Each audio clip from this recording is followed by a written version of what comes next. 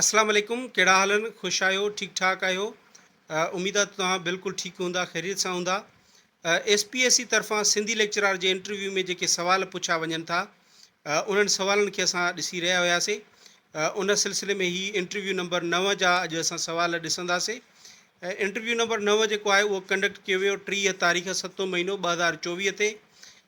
ऐं यादि रहे त हिन वीडियो में तव्हांखे सिर्फ़ु मां उहे सुवाल ई ॿुधाईंदुमि जेके इंटरव्यू में पुछा कया विया। बाक़ी इन्हनि सुवालनि जा जवाब, उन जो सिलसिलो बि असांजो हली रहियो आहे। उहो तव्हांखे उन सिलसिले में अलॻि सां मिली वेंदो, जंहिंमें हर सुवाल जो जवाब मां डिस्कस करे रहियो आहियां। शुरू कयूं था। ऐं शुरू करण खां पहिरियां तव्हांखे गुज़ारिश कंदुसि, अगरि तव्हां मुंहिंजे यूट्यूब चैनल ते नवां आहियो त काइंडली हिन खे सब्सक्राइब करे छॾियो। अच्छा, पहिरियां जेको पुछियो वियो उन कैंडिडेट खां त पंहिंजो तारीफ़ करायो। उन खां पोइ ॿिए नंबर ते सुवाल हिन खां पुछा वियो मखदूम अब्दुर्रऊफ़ भट्टीअ बाबति पुछा कई वई। ऐं ही नोट जेके बि सुवाल मूंखे मिलनि था इहे व्हाट्सएप या फेसबुक ताईं मिलनि था, सोशल मीडिया तां।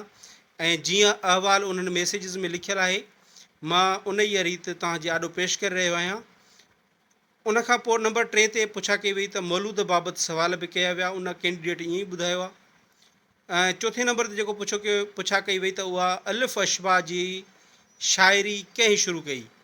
अच्छा, अलिफ़ अशबा जी शुरूआति कंहिं कई, असुलु सुवालु ईअं पुछियो वियो।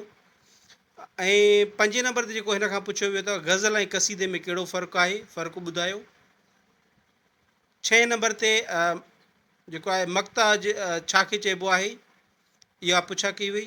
ऐं 7 नंबर ते मतला जे लाइ चयो वियो त मतला छा खे चइबो आहे।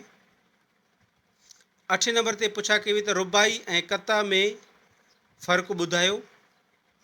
9 नंबर ते जेको उन कैंडिडेट खां सुवालु कयो वियो त नूरनामो कंहिंजो लिखियलु आहे। 10 नंबर ते सुवालु कयो वियो त अलिफ़ अशबा जा शाइर ॿुधायो, कहिड़ा कहिड़ा शाइर आहिनि जिन अलिफ़ अशबा जी सिन्फ़ जेका आहे, बल्कि अलिफ़ अशबा ते जेको आहे शाइरी कई। 11 नंबर ते पुछा कई वई त सिंधी अलिफ़ बे जा निज सिंधी अखर ॿुधायो त कहिड़ा कहिड़ा आहिनि। ही 11 जेके सुवाल इन जे इंटरव्यू में जेके हुन शेयर कया आहिनि।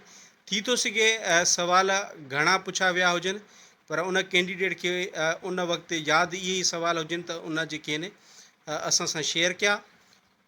वीडियो ॾिसण जे लाइ तव्हांजी वॾी महिरबानी। Thank you so much. अल्लाह हाफ़िज़।